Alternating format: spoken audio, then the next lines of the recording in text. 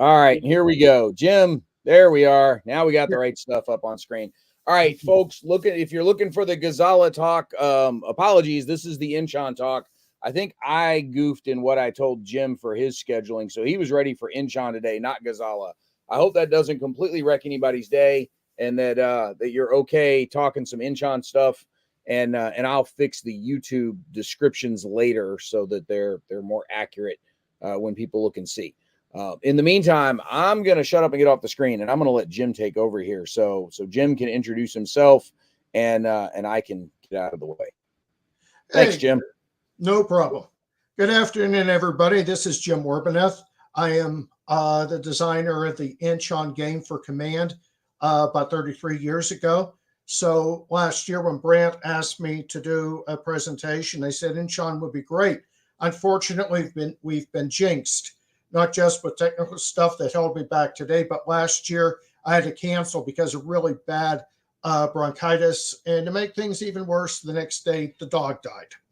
So here I am, hopefully without a jinx. I'd like to start here with this first picture, this iconic view of Inchon. You see at the top of the screen, you see Yacht Lieutenant Baldomero Lopez going over the seawall at Red Beach.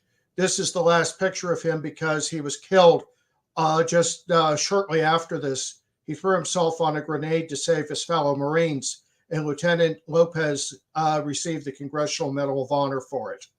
So he is the icon of Inchon and also a hero.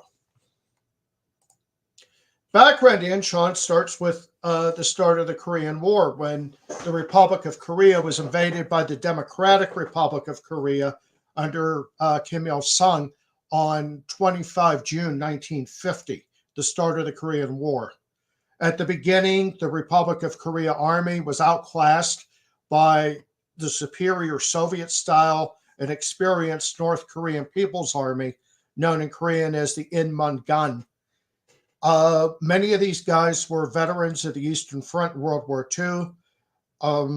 The Soviet Union had a large Korean population, as Russia still does. So there were Koreans who fought the Germans. Also, many of these troops had fought alongside the Chinese communists in the Chinese Civil War. So they came in with a great deal of experience, good equipment, T-34s, high unit cohesion, and they outclassed the opposition. Seoul fell quickly, and the South Koreans were driven back in chaos. The United States led a United Nations intervention on the side of South Korea, and this started with naval and air support, followed by American troops drawn from the occupation of Japan. The U.S. Army at this time was not the premier war-winning force of World War II. It was a brittle reed, to put it mildly.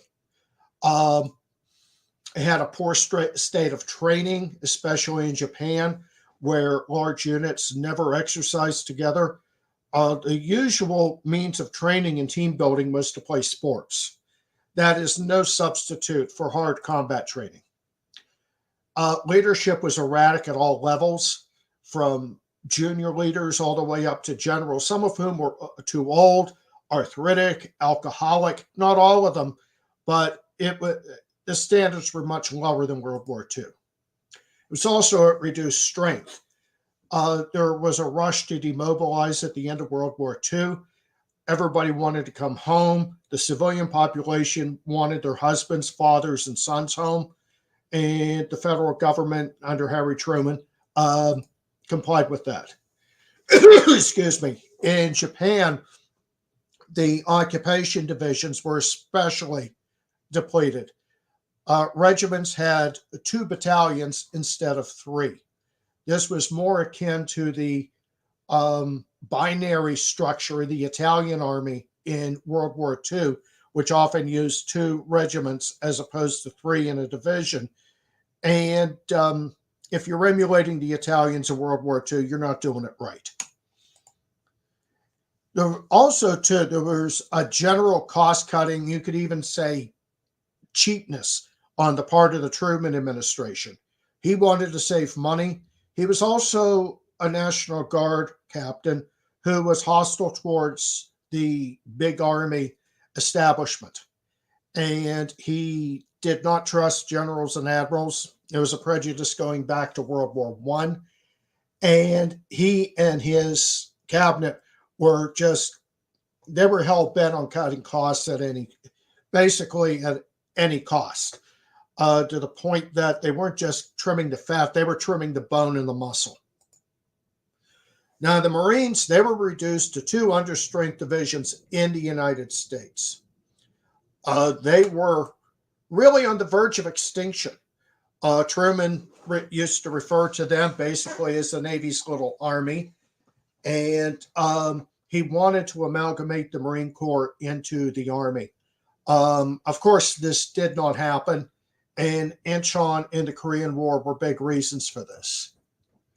Now, after the retreat from the Han River and from Seoul, the United Nations South Korean positions solidified around the Naktong River in the Pusan perimeter in the southeast. This was a last stand. And the only step back from Pusan was a Dunkirk-style evacuation to Japan with the loss of all of South Korea. That would have probably included a lot of the heavy equipment that the 8th Army, the United Nations Operational Command in the Pusan perimeter had. It would have been an absolute total disaster and might have even endangered Japan, which was the real prize at this point. There was an absolute compelling need for reinforcements to hold the perimeter, and virtually the entire United States Army occupation force in Japan was reallocated to the Pusan perimeter as fast as they could, with the exception really of the 7th Infantry Division. That remained in Japan for purposes we'll get into, but there was a drive to reinforce the Pusan perimeter. It was absolutely necessary. Now, part of this was the 5th Marine Regiment. That went to the perimeter in August and was used more or less as a fire brigade to plug holes, counterattack, and go to the points of maximum crisis. So they came in at something close to optimal strength with the Marine Air Wing as well. And they acted as an elite reaction force and performed extremely well. Remember, too, many of the Marines who fought in Korea were World War II veterans. They were not seeing the elephant. There were no surprises that the Inman gun could pull on them. They hadn't already seen from the Japanese. And experience counts. They were the vital reserve. While the Army was a little more brittle, the Marines had much better leadership, much higher standards. You could even say that their training in the United States verged on the brutal at times. They did not just play baseball as a team-building exercise. Now, one of the big problems was the personalities. Remember, war is a human enterprise, perpetrated by humans, and humans are the ones who make the decisions, lead the troops, and sometimes make mistakes. The biggest force here was General of the Army Douglas MacArthur, the Far Eastern commander based in the Daiichi Insurance Building in Tokyo. He was a legend, 5-star general, Medal of Honor winner for Bataan and Corregidor, which he lost. If you saw the presentations I did 2 years ago, you saw one on the Philippines, which was not his, the defense of the Philippines was not his brightest hour, even though he got the Medal of Honor for it. He was a legend, not just to the American public and to his own staff, but also especially in his own mind. He was also 70 years old, and some of the things that had afflicted him as a general before were especially problematic at his age. For example, he had a tendency to give long monologues where he wouldn't listen to anybody. That had become entrenched and possibly aggravated, according to David Halberstam, by his encroaching deafness. Now, his staff was not just support staff for military purposes, they were also his public relations machine. And they did everything they could to make him look young and vigorous, and his photographs were young and fairly vigorous. You usually see him with a hat to cover up his baldness, which I will not comment on myself, but he was definitely past his prime. Ironically, Inchon was his masterstroke, and I think the most brilliant operation he ever conceived, but it was the last straw before things got really bad with him personally and professionally. Now, part of that staff was his chief of staff, Major General Edward Ned Almond. He has gotten a bad rap, and for good reason, because, well, to paraphrase an old family story, he was really okay except for his personality. He was a hardcore racist. He commanded black troops in World War II and had the very bad habit of every time his division underperformed, he would blame the black soldiers. He thought they were stupid. They were not up to the standards of the white soldiers. They hadn't evolved that far. Even by the standards of the day, this guy is a racist. He's also an inveterate butt kisser. He had fought World War II in Italy, and he came in as chief of staff to MacArthur. He realized right away the best way to keep his position was to basically kiss MacArthur's butt, which he did invariably. He was part of that. He was the head of that public relations machine. In my view, a pretty terrible general, and not one who distinguished himself well in Korea either. His decision-making at Inchon was sometimes questionable. He did things like he asked the Marine Division Commander, Oliver O. Smith, he asked if his Amtraks really could float, showing his ignorance and starting a dispute with the Marines that would last through the entire Korean War. At one point later on, the Marines refused to serve under him, and General Matt Ridgway actually went with their request until it was absolutely necessary to shift the Marines back to Almond's control. MacArthur named him not just as his chief of staff, but commander of 10 Corps, which would execute Inchon. So he had a Marine division and he would have an Army division under him and some Koreans. Now, for all my ragging on General Almond, and I think it's all completely deserved, there is one saving grace about him. There's an old Jewish saying that he who saves one life saves the entire world. After the later Chosin Reservoir campaign, when he evacuated 10 Corps out of Hungnam, he also took out 100,000 North Korean refugees, 10,000 of them in one ship. So he saved the lives of 100,000 people fleeing communism. I have to recognize that as one good point. And I think that is sometimes under-recognized because of the fact, well, he had such a problematic personality. He was hostile, racist, and a complete sycophant to General MacArthur. The third guy, Lieutenant General Walton Walker, commanded the 8th Army in the Pusan perimeter. Like Almond, he was a veteran of Europe. He was a corps commander under Patton. He was a tank guy. He was very effective in Europe, but also in the Pusan perimeter. The fact it did not fall came down to some of his better decisions, including the use of the 5th Marines as a fire brigade.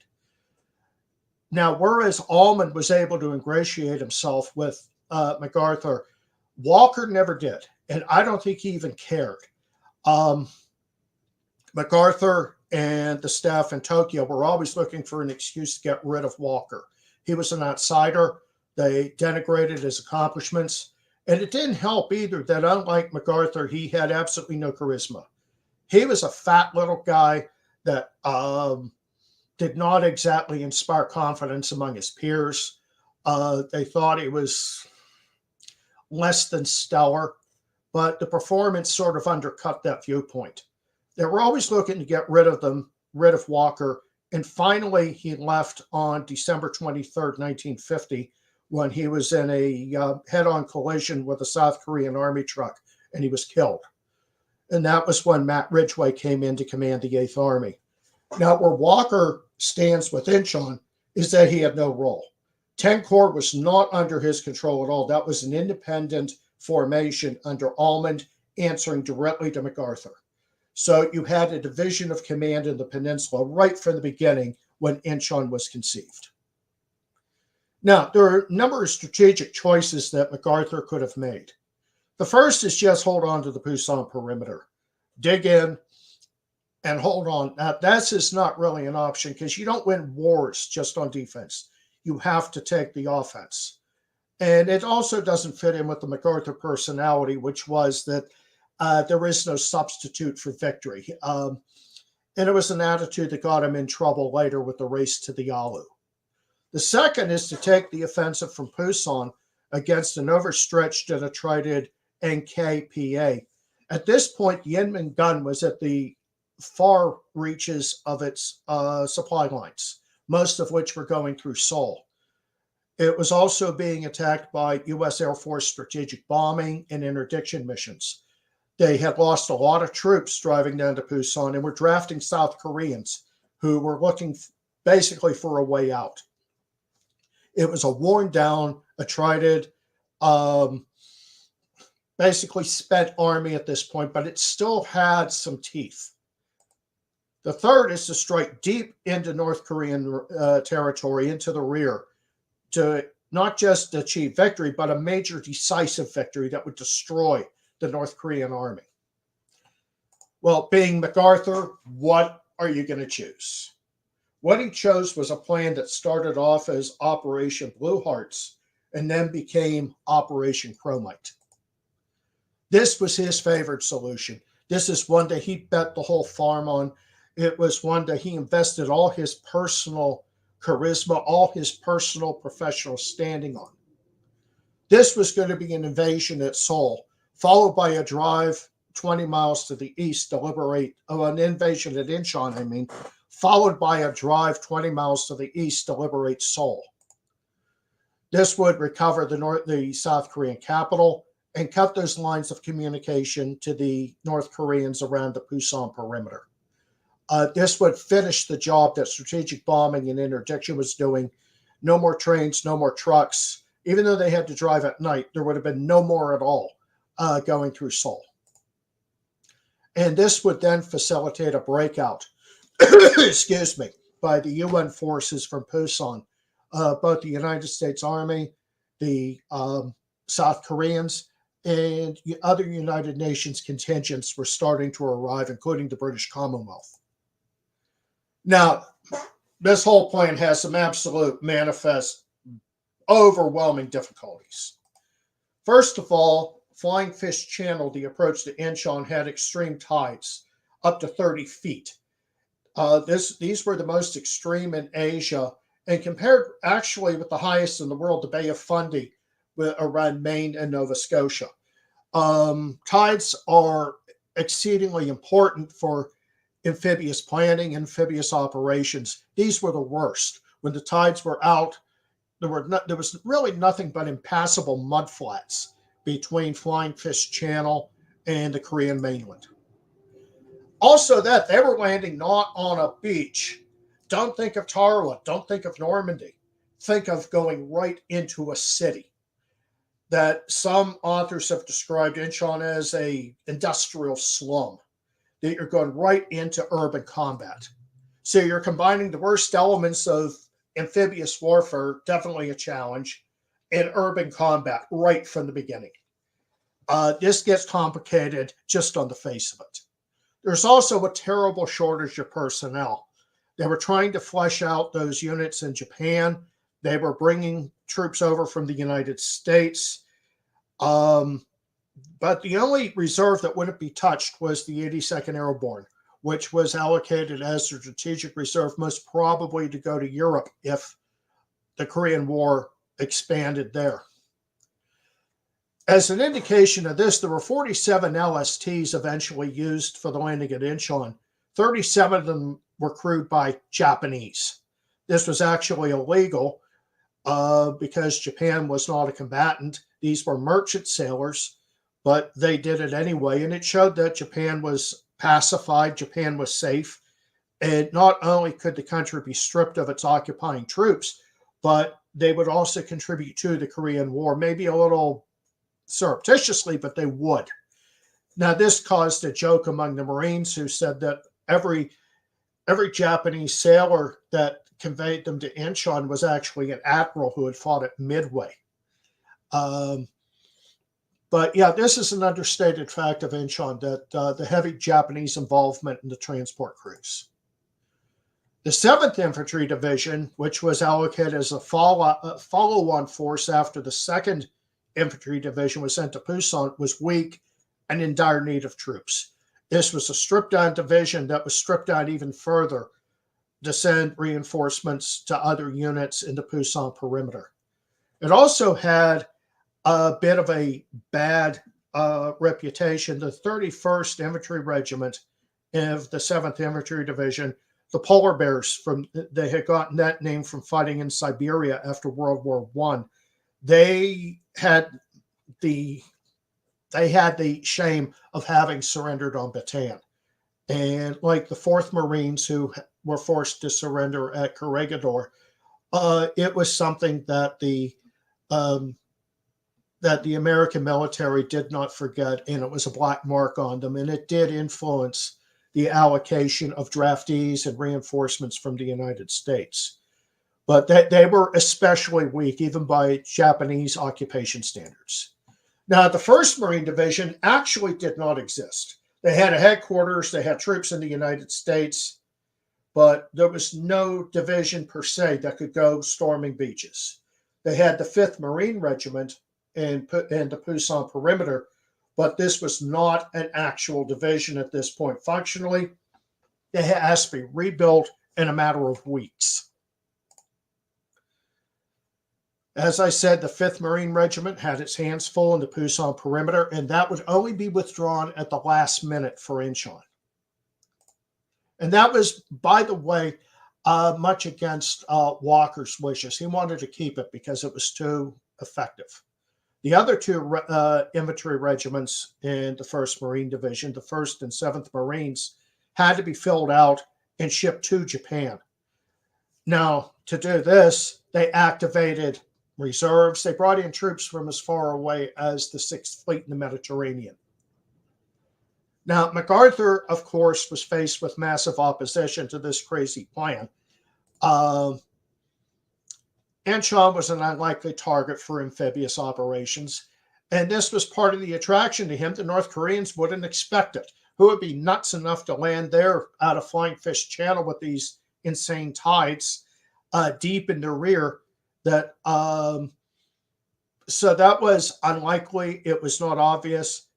The Joint Chiefs of Staff saw it that way. They thought it was crazy. But remember, MacArthur is MacArthur, and he had the charisma and the reputation at this time to force his plans through. The American military fully understood all the problems, not just with manpower, but with hydrography. And their skepticism was universal in Washington. And this was, they only approved it, especially Omar Bradley, at the instigation of MacArthur and his ability to persuade peers and superiors to accept his views. He had a God complex, and sometimes he could back it up. And this was one of them. The organization fell to 10 Corps, a new formation assigned to Ned Almond, but separate from the 8th Army. This was activated in order to do Inchon in the Drive on Seoul. It was expressly formed for that purpose. You had the 7th Infantry Division being reformed and reinforced. You had the 1st Marine Division being turned into a real division. They had Marines coming from as far away as the Mediterranean. I don't see how anybody else, any other country, could have done such a improvised organization so quickly, and especially the Marines. They had the ability to adapt, improvise, and overcome, and this was top of the bill for them. They also activated reserve units, especially for the 11th Marine Regiment, which provided artillery support. 10 Corps was created as the umbrella for these two divisions. Also, it should be noted that 10 Corps did not have any divisional assets. That was one thing they could not get. They could not get engineers that answered strictly to 10 Corps, especially no Corps artillery. It basically had two divisions, kind of questionable divisions at that point, not due to any fault of the troops, but the fact that it was so improvised. And of course, this went to Ned Almond, who was going to wear two hats. He was going to retain his job as MacArthur's chief of staff and lead 10 Corps. In my view, his leadership of 10 Corps was questionable, that he wore two hats, but he was a better chief of staff, and I've already established he wasn't real good at that. Inchon succeeded not because of Ned Almond, but in large part in spite of him. Okay, the landing started on the morning of September 15th, 1950. They had this totally improvised, sit of your pants audible call from scrimmage. They got the 5th Marines out at the last minute from Pusan. They joined the convoys going to Inchon. And I'll note here, too, that there was no security, that this was the most talked about open secret in Japan and Korea before it happened. The North Koreans should have known what was coming if they had any grasp of intelligence, but they didn't. So this is one more of those difficulties that comes up, that everybody knew what was going to happen or should have known. But the 5th Marines are pulled out right away at the last minute from Pusan, and they start moving from the southeast of Korea to the northeast, the northwest of South Korea. And they're going to be in the first wave at Inchon. At 0633, the 3rd Battalion of the 5th Marines, reinforced with M26 Pershing tanks, land on Womido Island, which you see on the map on the top left, Green Beach. They land there, they seize the island, and it takes them less than an hour and a half. They eliminate the artillery there, and then they dig in at the causeway between Womido Island and Inchon proper to anticipate a North Korean counterattack. It goes actually quite brilliantly at this point. The invasion fleet has to withdraw because of the outgoing tides.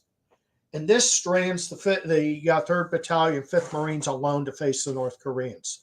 No gunfire support, no resupply, no evacuation.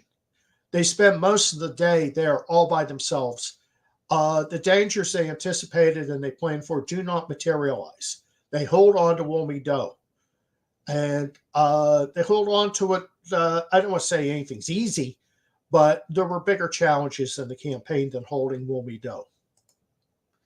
Now, in the late afternoon, the landings resume. The rest of the forces come in. The rest of the 5th Marines land at Red Beach, which is to the north of the causeway, and they land directly into Inchon and start advancing.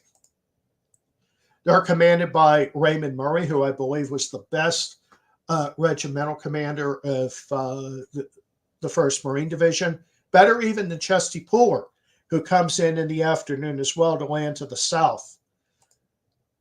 And but I think that Murray was the best of the three. The third one, Homer Litzenberg, took over the 7th Marines, which was still forming and was not in the first wave. The 1st Marines land at the Blue Beach, south of Inchon, to envelop it from the south. And they're reinforced by landings by the follow-on by the 7th Infantry Division and a regimental-sized Korean Marine Corps. The Korean Marine Corps, by the way, was not bad, but they could get out of control when it came to going after communists. And they had a trail of dead bodies behind them and harsh treatment, especially when they started finding evidence of massacres by North Koreans, of pre-war policemen, teachers, and officials, and they retaliated in kind. Now, sometimes not in the history books, too. I had a boss about 30 years ago, and his father was a Marine at Inchon in Seoul in the Chosin Reservoir. And he borrowed my magazine article on Inchon, came back and said he had shown it to his father and said that the Marines sometimes did this too when they found massacred South Koreans. And they even had an officer come down from regiment and say, I'm not going to order you to do this. That would be an unlawful order, but regiment really isn't concerned about taking prisoners. And as a result, some North Korean units in Seoul tried to surrender, and they didn't live to tell the tale. Later, after Seoul fell and the Marines turned north towards Uijeongbu, the same officer allegedly came down and said, okay, you can take prisoners now. We want to see what regiments we're facing. So this was brutal. And I don't think the history books have fully covered the brutality and the no quarter shown by either side at various times of this campaign.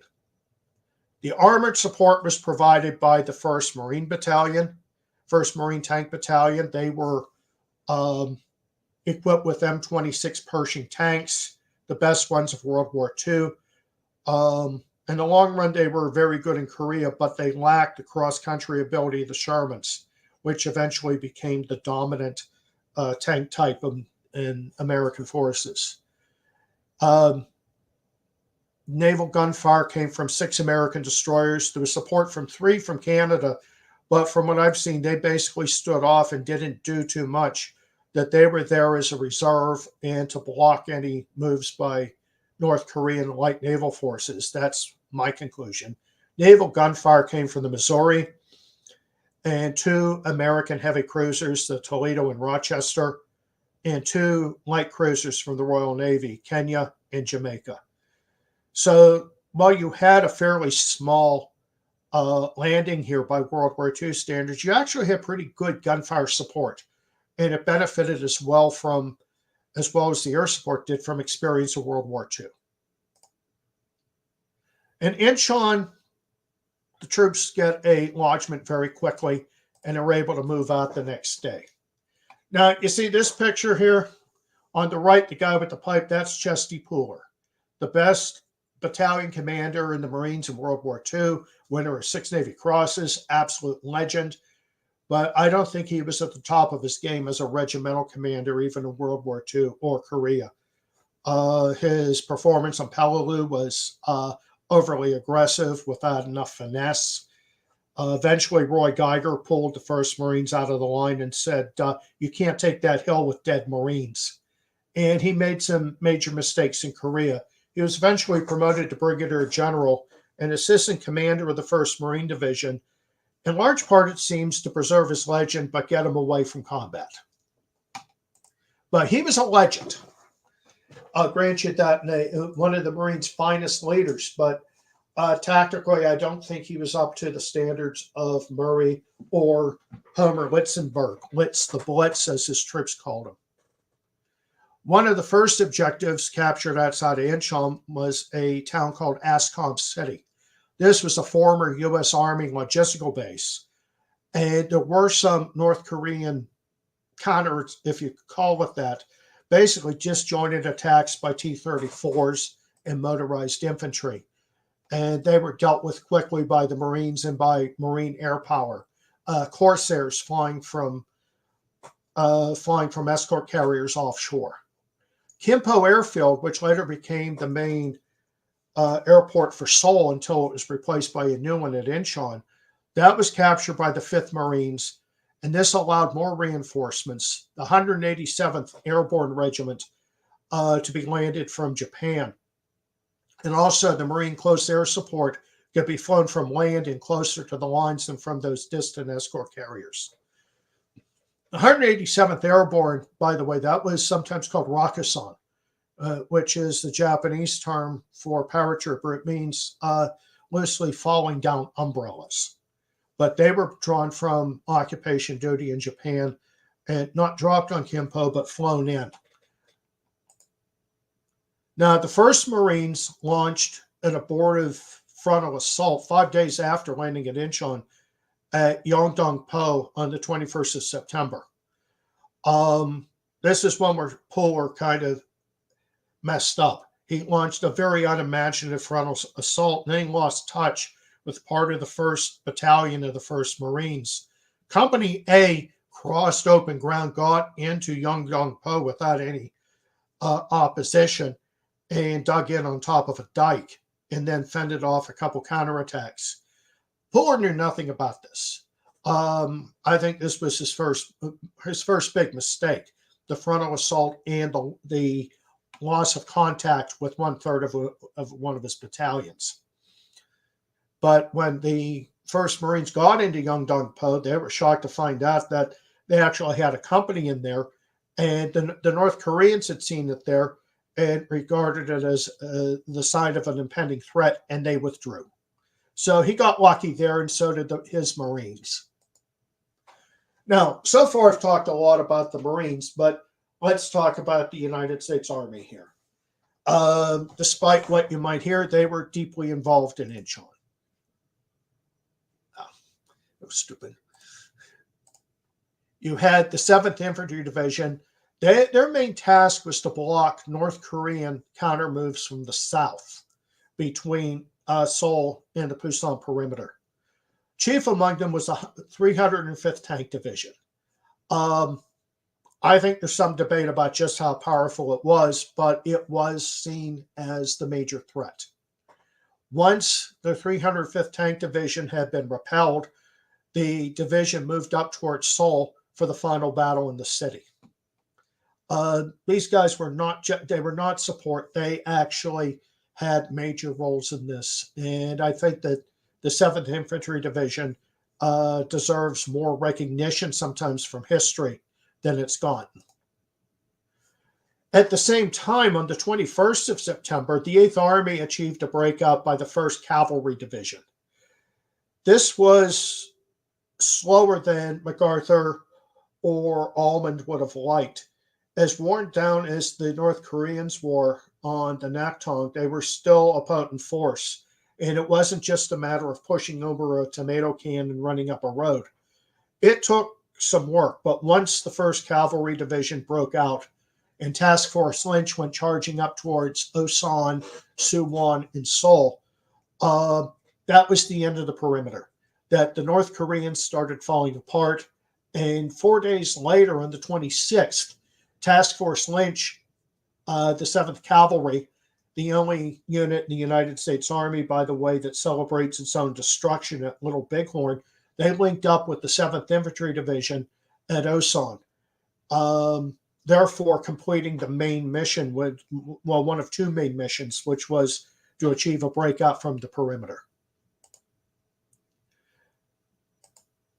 Now, along the way, you're going to have inter-service tensions especially between Ned Almond and this guy here, General Oliver Smith of the 1st Marine Division. Now, Smith was kind of atypical for a Marine, at least by the image. He was a very devout Seventh-day Adventist who didn't really drink or swear. Kind of like, look at Chesty Puller in the mirror, you get Oliver Smith. But most of the problems can be traced to Ned Almond. Like I said, it's his personality. He was very upfront and forceful. And he had a tendency to give orders to Marine units, bypassing Oliver Smith, infuriated Smith. And it's a major breach of etiquette and the chain of command. And it was micromanagement, and it was, I think most of it was uncalled for. And he exacerbated tensions with the Marines more than they really should have been. He also made the mistake. Almond was displeased with the pace of the Marines' advance and was ready to say so. These guys went 20 miles in the space of maybe 4 or 5 days, crossed a major river, the Han, took an important port city, and were ready to drive into Seoul. And Almond is whining about that they're moving too slow. I think that was unnecessary and uncalled for. He also demanded that Seoul be secured by the 25th of September because this was the 3-month anniversary of the North Korean invasion. It would have looked real nice for the papers, and it would certainly please General MacArthur. Now, on the other hand, as officers have told me repeatedly, the enemy has a vote. And the North Koreans were firming up at this point. They were more cohesive on the defense. They were digging into Seoul. They had a vote that said it would take a little bit longer. And I don't think Almond could appreciate that. And his old habit of blaming black soldiers in World War II continued into Korea, only now he was blaming the Marines. And they had just accomplished the most successful overall amphibious operation in history on a shoestring, had advanced to the outskirts of Seoul, and he's still not happy. They also disagreed on how to take Seoul. Smith wanted a frontal assault right into the city, whereas Almond wanted to mount a concentric attack, sealing it off with Marines joined by the Army and ROK units. The ROK would be in there because it was the capital of South Korea, and you needed Koreans in there for politics. In this case, I'd say Almond was right. Smith's plan was unimaginative. It was more in keeping with the Marine need in World War II to drive forward, that you didn't have room for maneuver. Here you did. And I think Almond was right. But the fact he was right didn't make the man any less insufferable. The way he approached things, the way he approached subordinates, I thought was uncalled for, counterproductive. But the only one who he didn't abuse was MacArthur. And Lord knows he would never give a contrary word to his boss. Seoul was liberated on the 27th of December, when the North Korean Capitol building was taken by the 5th Marines. This was a brutal street fight. This is where I was told that North Koreans sometimes tried to surrender and it wasn't too successful. Remember, too, the Marines did not have a huge amount of experience or training in street fighting, but they pulled it off. They improvised, adapted, and overcame. Now, the show is a different kind of war. They raised the stars and stripes over the Capitol, but were quickly ordered to haul it down, and they raised the flag of the United Nations. It's a changing world, and this was the United Nations operation, officially. But it was an achievement by the United States. Marines, Navy, Army, and got to give some credit, too, for the Air Force. Now, MacArthur returned Seoul to ROK civil control on the 29th of September, even though the city was still burning in places. He was a little premature about that. There was also some tension with the State Department because he made it almost like a religious ceremony with the Lord's Prayer and everything when he turned the city back over to President Syngman Rhee. And they were not thrilled because of the massacres, if you want to put it that way, on both sides, especially by the Republic of Korea troops, that they really didn't deserve to be invested with all the powers of God. But since MacArthur sat next to God, God sat next to him, then I guess it was okay in Douglas MacArthur's mind. Here's the final map of the advance into Seoul. And the blue does reflect the plan favored by Almond. If you look down towards Yeongdong-po, that was the first move into urban territory after the landings.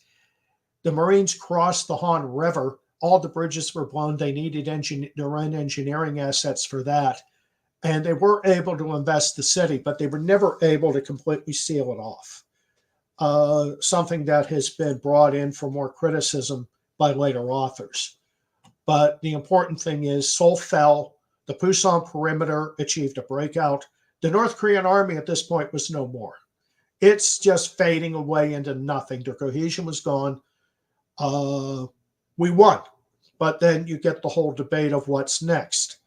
Take all of North Korea, run up to the Yalu River, defend at the Narrow Neck. What do you do? Well, they did go to the Yalu River and the Chinese came in, but that's a whole other story for a whole other time. Now, here are some recommended references. I always recommend when you can to start with the official histories. Roy Appelman, south to the Nakhtong, north to the Yalu, is the official Army history from the Center of Military History, first published in 1960. You can't go wrong with Appelman. He's very good.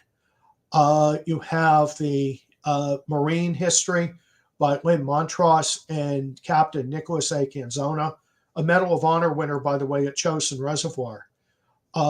Like the Army history, that's available as a PDF download. It's out of print, but it doesn't matter to you. Assault from the Sea, the amphibious landing at Inchon, that is the Navy official history. I recommend as well the Osprey campaign book by Gordon Rotman, one of the better authors in the series. That's a great place to start if you're going to design a game and to get the basic timeline down. And of course, there's my article, MacArthur's Gambit, from Command Issue 9, March, April 1991. Also, Alec Wallman's Storming the City, U.S. Military Performance in Urban Warfare from World War II to Vietnam. He starts with Auckland and Manila in World War II, which he shows as good case studies of improvised, especially urban warfare, and then argues that the American skill level went down at Seoul and especially at Hue in 1968. Shelby Stanton's America's 10th Legion gives good insights into Ned Almond and his World War II background. And David Halberstam, his last book was on the Korean War. And the first version that I have here had some editing issues, but he deals very, very well with MacArthur and Almond's personalities. So, in the time that we have left, whatever time we have, do you have any questions?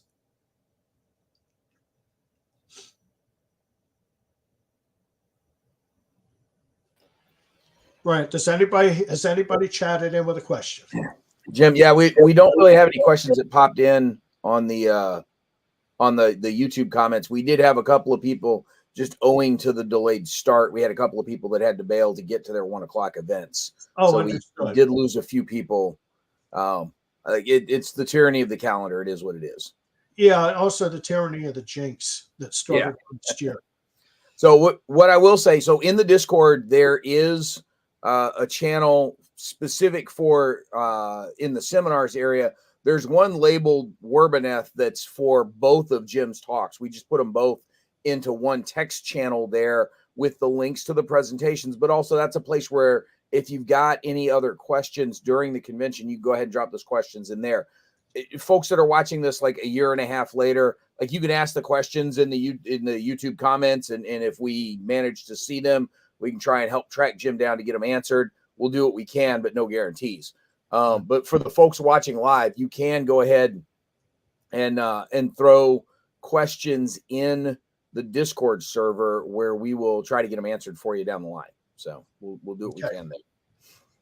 Sounds good to me. Cool. Jim, thank you very much for coming to see us this time around. And so we've got you since this was Inchon, then tomorrow we've got Gazala. Okay.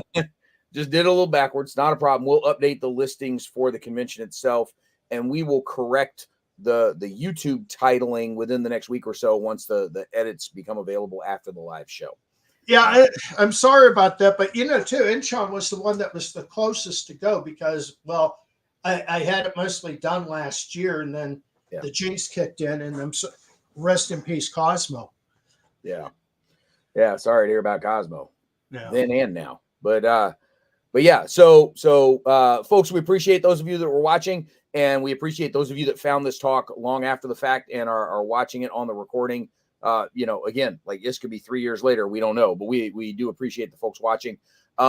We've got plenty more going on with the ACDC this weekend, to include Jim coming back tomorrow to give us another talk.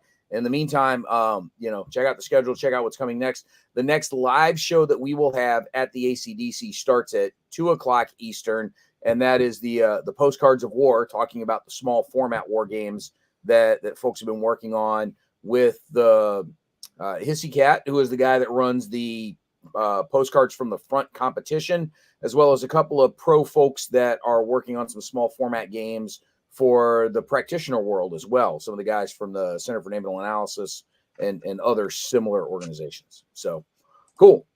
Jim, thank you a bunch. Audience, thank you a bunch. And we'll catch everybody next time on our next show.